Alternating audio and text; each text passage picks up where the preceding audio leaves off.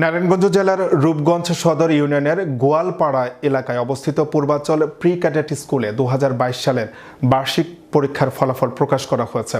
বৃহস্পতিবার সকাল 10টায় অত্র স্কুল মাঠ প্রাঙ্গণে বীর মুক্তিযোদ্ধা আলহাজ মুনতাজ উদ্দিন মেম্বারের সভাপতিত্বে ও পূর্বাচল প্রি ক্যাডেট স্কুলের প্রতিষ্ঠাতা অধ্যক্ষ আবদুল্লাহ আল মামুনের সঞ্চালনায় প্রধান অতিথি হিসেবে উপস্থিত ছিলেন নরসিংদীর সাবেক উপজেলা প্রাথমিক শিক্ষা অফিসার মোহাম্মদ আবুল ফজল।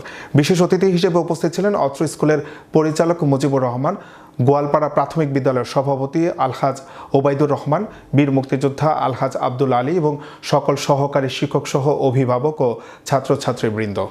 আমরা 2007 সালে এই পূর্বাচল প্রি ক্যাডেট স্কুলটি প্রতিষ্ঠা করি। সেখানে আপনাদের সকলের সহযোগিতা ছিল। শুধু টাকা পয়সা দিয়ে আজকের অনুষ্ঠানের সভাপতি বীর মুক্তিযোদ্ধা মতজুদ্দিন মেম্বার।